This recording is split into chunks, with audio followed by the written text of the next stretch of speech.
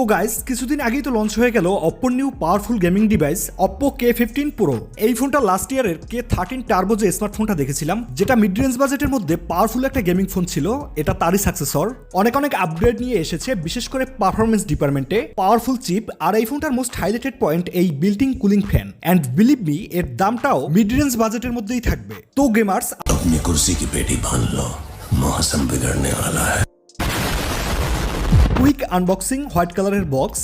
First of all we have a section যেখানে থাকছে কিছু ডকুমেন্টেশন, একটা সফট ট্রান্সপারেন্ট ব্যাক কভার, এরপরে ফোন, চার্জার 80 ওয়াটের with type A to type C charging cable, আর সবশেষে একটা সিম ইজেক্টর পিন। তো সবকিছুই থাকছে, আলাদাভাবে একটা টাকাও খরচ করতে হচ্ছে না আপনাকে এই ফোনটার জন্য। এন্ড ফাইনালি যদি আমরা অপ্পো K15 Pro স্মার্টফোনটার দিকে আসি, একদম অ্যাগ্রেসিভ ও গেমিং একটা লুক নিয়ে এসেছে। ব্যাক সাইডে অপ্পোর ব্র্যান্ডিং, এর বডি ফ্রেম মেটাল দিয়ে তৈরি। তবে সব থেকে ইন্টারেস্টিং যে বিষয়টা সেটা হলো এই কুলিং ফ্যানটা। অ্যাকচুয়ালি এর আগে আমরা যে ফোনগুলাই কুলিং ফ্যান সহ দেখেছি ওইগুলো এতটা ঠিক না। দেখুন এই ফোনটা কতটা পাতলা, এর থিকনেস 8.3 মিলিমিটার, ওজনের দিক থেকে 200 গ্রামের মতো। আর এই যে ক্যামেরা বাম্পটা দেখছেন, এটা বডি থেকে 0.6 মিলিমিটার বেরিয়ে এসেছে। সহজভাবে বললে এর থিকনেস একটা ক্রেডিট কার্ডের থেকেও পাতলা। টেবিলে রাখলে বোঝাই যায় না ব্যাক সাইডে কিছু রয়েছে।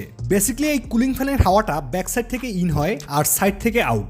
আর ব্যাক সাইডের এই শেডগুলো পরিবর্তন করা যায় কোনো টুল ছাড়াই, কার্বন ফাইবারের তৈরি। বক্সের মধ্যে হয়তো পেয়ে যাবেন ডিফারেন্ট লুকসের, চেঞ্জ করলে ফোনটায় নতুনত্ব চলে আসে। এছাড়া ব্যাক সাইডে থাকছে RGB লাইট, যেটা নোটিফিকেশন সহ মিউজিকের সাথে বিলিং করে, যেমনটা আপনারা দেখছেন।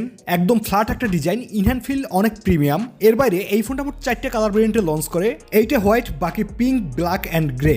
অ্যান্ড ফাইনালি যদি আমরা এই ফোনটার পারফরমেন্সের দিকে আসি, এই ফোনটা থাকছে মিডিয়াটেকের ডাইমেনসিটি 8500 চিপ, যেটাকে অপ্পো স্পেশালি গেমারদের জন্য কাস্টমাইজ করেছে। এর নাম দিয়েছে ডাইমেনসিটি 8500 সুপার 4nm এর একটা চিপ। এর অন্তত বেজমার্ক স্কোর ছিল প্রায় 2.3 মিলিয়নের মতো। একেবারে smooth gaming, average frame rate 120 FPS এর সকল গেমসই প্লে করা যায়। এর ওয়াইসে থাকছে ColorOS 16, আউট অফ দ্য বক্সও থাকবে Android 16। যেহেতু এই ফোনটা গেমারদের টার্গেট করে বানানো হয়েছে, আশা করি আপনার যদি বাজেটের সমস্যা না হয় আর আপনি একজন গেমার, তাহলে অবভিয়াসলি এই ফোনটা আপনার নেওয়া উচিত। এই ফোনটা মোট 2টা র্যাম ভেরিয়েন্টে মার্কেটে লঞ্চ করেছে, 12GB 256GB, 12GB 512GB storage. এর RAM type LPDDR5X, storage type UFS 3.1। এর যে বেস ভেরিয়েন্টটি রয়েছে 12GB 256GB স্টোরেজ, সেটা চাইনিজ মার্কেটে 2999 ইউয়ানে লঞ্চ করে, বাংলাদেশি টাকায় অ্যারাউন্ড 53,000 টাকার মতন হয়। তো 53,000 টাকা বাজেটে আপনি পাচ্ছেন ডেডিকেটেড একটা গেমিং ফোন, যার পারফরমেন্সটা অনেক হাই। আর এই যে ডিসপ্লেটা দেখছেন, এর রিফ্রেশ রেট 144 হার্টজ, যেটা অন বিলিয়নের মতন কালার সাপোর্ট করে, যার কারণে গেমিং এর সময় হাই গ্রাফিক্সে ফ্রেম ড্রপ ছাড়াই একেবারে কুল ও স্মুথ একটা ফিল পাবেন। হিটিং ইস্যু তেমন একটা নেই। ব্যাক সাইডে থাকা এই কুলিং ফ্যানটা গেমিং এর সময় এই ফোনটাকে মোটামুটি ঠান্ডাই রাখতে পারে। আর এই সম্পূর্ণ ফোনটাকে ব্যাকআপ করছে 7500 mAh এর অনেক বড় একটা ব্যাটারি, সাথে 80 ওয়াটের সুপার ফাস্ট চার্জার, যেটা থেকে এই ফোনটাকে একবার ফুল চার্জ করতে সময় লাগে প্রায় 1 ঘন্টার মতো। আর আপনি যদি একজন প্রফেশনাল গেমার হয়ে থাকেন, এই ফোনটা থেকে 7 থেকে 8 ঘন্টা অনায়াসেই গেম প্লে করতে পারবেন। ডিসপ্লে সেকশনে এই ফোনটায় থাকছে 6.59 ইঞ্চি অ্যামোলেড প্যানেল, অনেক কালারফুল একটা ডিসপ্লে। এর ডিসপ্লে ব্রাইটনেস 1200 নিটস পিক, চিন বেজেলস একদমই ন্যানো। এর স্ক্রিন টু বডি রেশিও 88.9%, মনে হয় যেন পুরাই একটা ডিসপ্লে। আর এর ডিসপ্লে প্রোটেকশন করছে ক্রিস্টাল শিল্ড গ্লাস।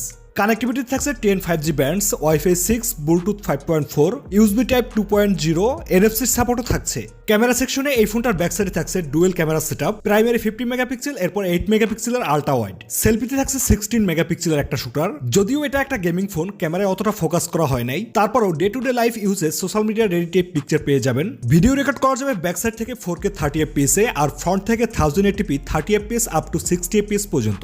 এছাড়া অনেক ক্যামেরা ফিচার্স ও AI ফিচার্স পেয়ে যাবেন, যেটা প্রত্যেকটা ফোনের মতনই কমন, বলে আর ভিডিও বাড়াতে চাচ্ছি না। আর এটা যেহেতু অপ্পো K15 Pro ফোনটার একটা ফার্স্ট ইমপ্রেশন ছিল, গ্লোবাল সহ বাংলাদেশ মার্কেটে লঞ্চ করলে অবশ্যই আমাদের চ্যানেল থেকে এই ফোনটার একটা ইনডেপথ ফুল রিভিউতে কথা হবে। তো আশা করি মোটামুটি একটা ধারণা পেয়েছেন অপ্পো K15 Pro ফোনটা কি আপডেট ফিচার্স ও স্পেক্স নিয়ে মার্কেটে আসতে চলেছে। বাকি আপনাদের যদি কোনো ডাউট থাকে অবশ্যই কমেন্ট করে জানাবেন, I definitely help you all. আজকের মতো বিদায় নিচ্ছি, দেখা হবে পরবর্তী কোনো ভিডিওতে। সবাই ভালো থাকবেন, সুস্থ থাকবেন।